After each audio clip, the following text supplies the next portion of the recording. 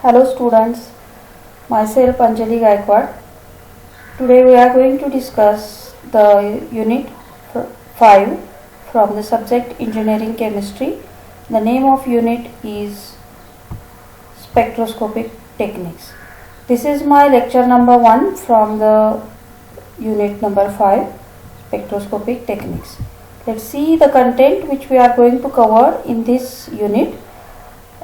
The first point which we are going to discuss is what is electromagnetic spectrum. Everybody know about it because in previous standards you study what is electromagnetic spectrum. Then we are going to discuss about Lambert's law as well as Beer's law and also the combined Lambert-Beer's law. With this we are going to discuss about instrumentation of single beam spectrophotometer with its application. So this is the content of this lecture. Let's see one by one. First point, what is spectroscopy? See, the atoms and molecules interacts with electromagnetic radiations in a wide variety of ways. There are different ways with these ways the electromagnetic radiations are interact with atoms and molecules. Atoms and molecules may absorb or emit electromagnetic radiation. They may be absorb radiations or they may be emit the radiations. There are different ways to react with them or interact with them. Absorption of EMR or electromagnetic radiation stimulates different types of motions in atom or molecule. If they absorb the electromagnetic radiation, different types of motion we observe in molecules as well as in the atoms. The patterns of absorption or emission are called as spectra. When there is absorption of electromagnetic radiation or emission of electromagnetic radiation, we are getting some pattern or it is in the form of graph that is called as spectra. It is also called as electromagnetic spectra. Spectroscopy is the interaction of electromagnetic radiation with matters to get spectra. As we discussed earlier, when it is electromagnetic radiations are interact with the matter, we are getting the spectra, and it is called as spectroscopy, which gives information like bond length, bond angles, geometry and molecule structure. When we study the spectra which we are getting after interaction with electromagnetic radiation of matter, when we study that spectra, we will get the information like bond angle, what is the bond angle, what is the bond length between the atoms present in the molecule, what is the geometry of that molecule, or what is the molecular structure. So that kind of information we are getting by study the spectra. So this is called as spectroscopy. Then there are different type of spectroscopic techniques like UV visible spectroscopy, ultraviolet visible spectroscopy, IR spectroscopy means infrared spectroscopy, atomic absorption spectroscopy, chromatography, X-ray spectroscopy, mass spectroscopy. These are the different techniques of spectroscopy. But in our syllabus only two are given, which are UV visible spectroscopy and IR spectroscopy. So these are the two spectroscopy techniques which we are going to study in this unit or which is covered in our syllabus. Next is what is electromagnetic wave. You study about the electromagnetic wave. This is the electromagnetic wave, this is electrical field, this is magnetic field, and this is the direction of the wave. In this direction the wave is pass. So this is called as electromagnetic wave. In your previous classes you study about it. Then few terms related to electromagnetic waves are, which you already studied, that is wavelength. What is wavelength? Wavelengths are measured between the distance of either crest or truths. So this distance is called as wavelength. The distance between these two crests, nearest crest, is called as a wavelength. Next, frequency, number of waves that passes through a fixed point in unit time. In a particular time or in a unit time, how many number of waves pass through a fixed point, it is called as frequency. And next term is wave number. The reciprocal of wavelength expressed in centimeter is called as wave number. So these are the terms related to electromagnetic wave. The next point is electromagnetic spectrum. Electromagnetic spectrum is what? There are different radiation. If you see in this diagram, you find that there are radio waves, then there are microwaves, then there are infrared rays, as well as this part where you see the color part, it is called as visible region, then ultraviolet rays, X-rays and gamma rays. So when there is a combination of these all radiations, it is called as electromagnetic spectra. They are arranged according to their wavelength. If you see the wavelength here, you can observe that this is the wavelength of the particular radiations. For example, gamma rays, they are having wavelength range in between minus 10 raised to minus 10 raised to minus 11 and up to 10 raised to minus 30. Like that, you can observe the wavelength range for each radiation. And with the help of this electromagnetic spectra, you can observe that when the wavelength is increased, the energy is decreased. They are, if you observe in this diagram, here the wavelength is increased in this arrow. With the help of this arrow, it is mentioned that wavelength is increased, and with the help of comparing this value, you will get idea that wavelength is increased. When the wavelength of the radiations are increased, the energy is going to decrease. So here they are totally in opposite direction. Energy is increasing in this direction and wavelength is increasing in this direction. So wavelength is increased means energy is decreased. If you observe in this electromagnetic spectra, if this is the relation between wavelength and energy, it means that gamma rays which are having less wavelength, it means the energy is very high. And if you compare them between these all radiations, you find that radio waves are having high wavelength, then it means the energy is low. So when the wavelength is decreasing, energy is increasing. So this is called as electromagnetic spectrum, out of which our focus is this part where infrared radiations are there, UV radiations are there. This part we are going to study in detail. Next point is Lambert's law of absorption of wavelength. What is this law? If you see this diagram, with the help of this diagram, I can explain you the Lambert's law. This is the container. Okay, in this container, absorbing sample of concentration C, means concentration of this solution, which is called as sample solution. That sample solution concentration is suppose C. C is denoted for concentration, and this is the path length, means this is the thickness of the cell in which the solution sample is taken. It is called as thickness or path length. This ray is called as incident light radiation or incident light, means this light is going to pass through this container in this sample cell. It is going to pass where the sample solution is kept. According to its concentration, it may absorb the radiation and then it come out. So this is called as I0 is the intensity of incident radiation, and this is actually IT where the it is called as intensity of transmitted radiation. So whatever the light is going to pass through this container, when the light which is come out of this container, there is a definitely difference in the intensity.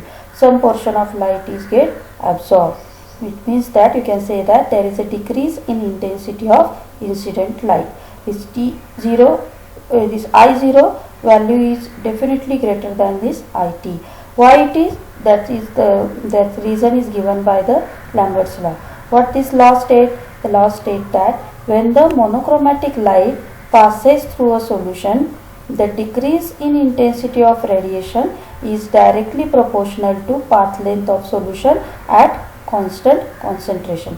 It means if the concentration of this solution is constant, the monochromatic light when pass, there is a definitely decrease in intensity, and it is directly proportional to the thickness. If the thickness is increases, the intensity of light or the absorption is also increases.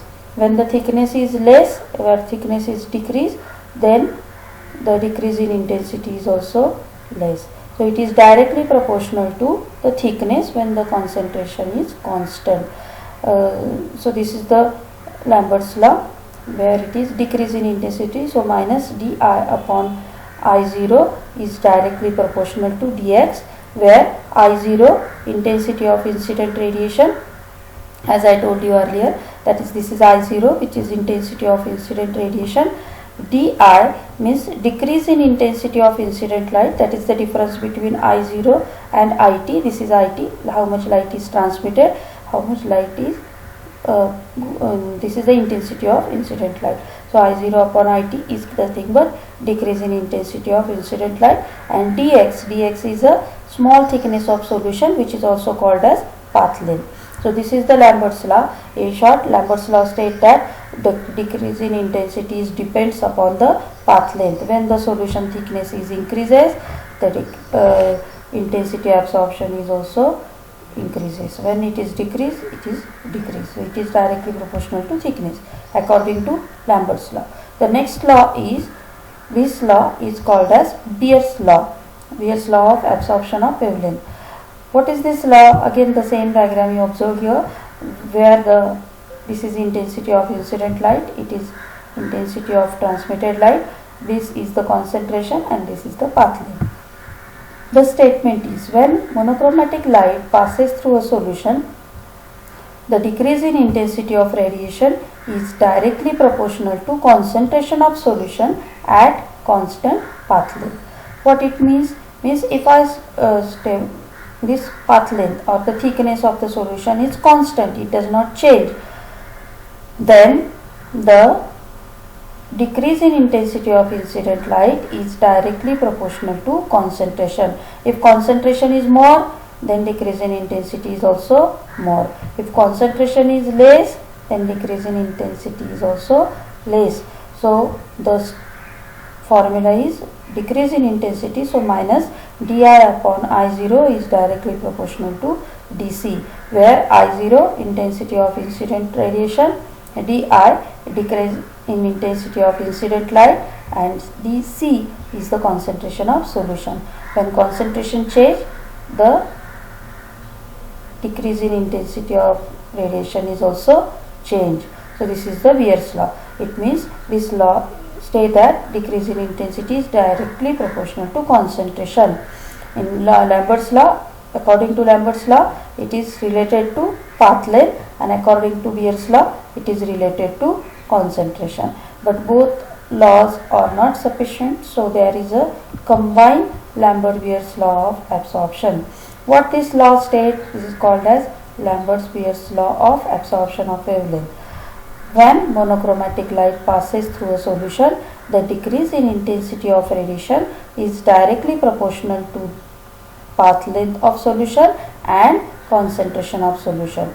It is not only depends upon path length, and it is not only depends upon the concentration, it depends upon both.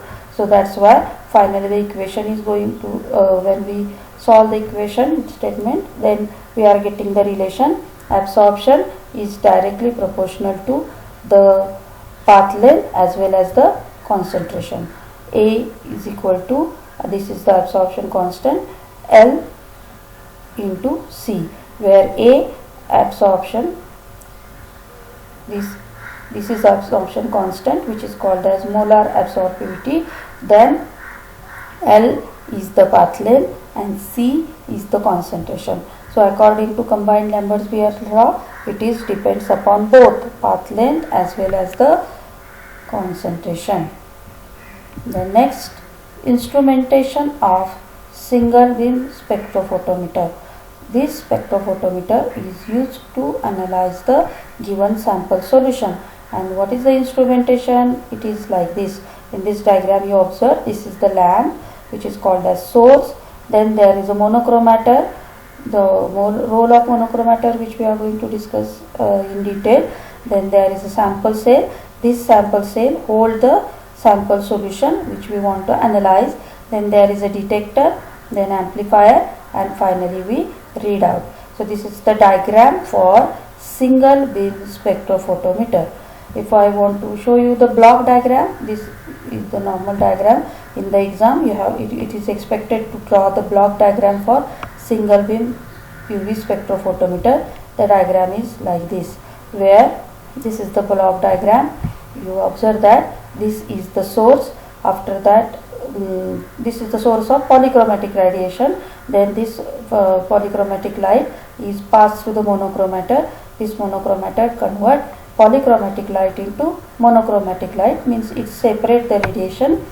That kind of filters are used which act as a monochromator. Then there is a sample cell. Sample cell is one container which contain the sample solution which we want to analyze. Then there is a detector, then there is an amplifier, and finally the recorder. So this diagram is expected to draw in the exam when there is a question based on single beam UV spectrophotometer. Then one by one let's see the instrumentation. First, before we start the instrumentation, what is the principle used in the UV spectrophotometer? The principle is absorption of monochromatic light from UV visible region is proportional to concentration of solution for the constant path length. It means when we discuss this UV spectrophotometer, the principle used is a principle where concentration it is proportional to concentration, means we are going to verify the Beer's law. According to Beer's law, it depends, absorption depends upon the concentration where path length is constant.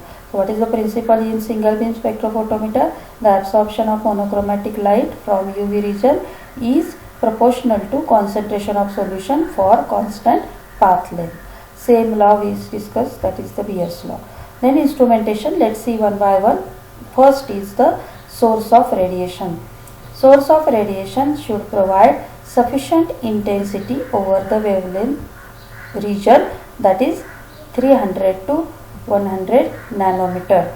So this is the source of the radiation which provide this type of region, or which is 300 to 1000 nanometer. The example should be mentioned when you write the answer of this question, which act as a source. There are different lamps which are able to act as a source. There is a tungsten lamp, there is a halogen lamp, there is a hydrogen lamp or filament lamp, which are act as a source of radiation, which gives a polychromatic light, is called as source of radiation. Then second point is a monochromator. Monochromator, what it means? Monochromator consists of entrance light, gratings or prism. A good monochromator provides very narrow wavelength. What it means? Means the monochromator role is it convert polychromatic light into monochromatic light. And what are the use? Which material is used as a monochromator? There are different type of slides or gratings or prism. Like for example, glass prism or quartz prism, or different type of filters are also used as a monochromator. They convert the polychromatic light into monochromatic light. So this is the role of monochromator. When there is a question in the exam, it is expected to write the role as well as give the example. The next point is the sample holder. There is a special glass tube which is also called as cuvette, which does not absorb light from UV visible spectrum, and the sample solution is kept in it. It is a test tube, small test tube like structure.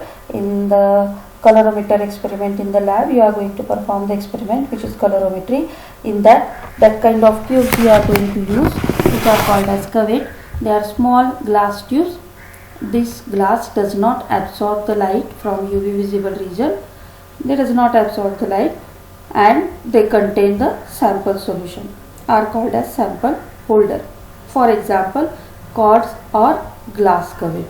Both the type of cuvettes we can use. It depends upon the requirement. Means either we are using UV radiations or visible radiations. It depends upon that. So this is the third point, which is called as sample holder.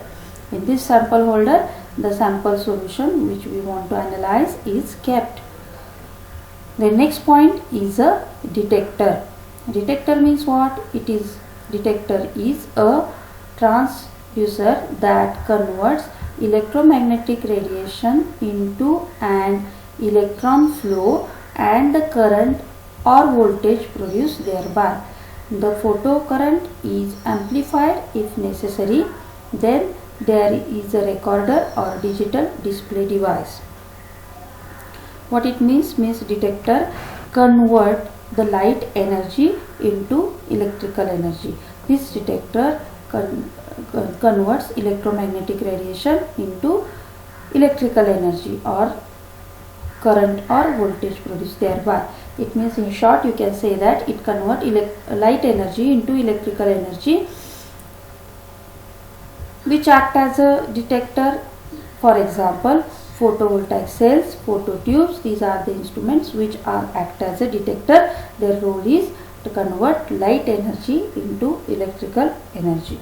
The next is a amplifier or recorder. What is the role of that? The amplifier amplifies the signals from the detector and send to the recorder. In the instrument, in the diagram, I explain you that is after detector there is amplifier. What is the role of amplifier? This amplifier amplifies the signal from the detector and send to the recorder.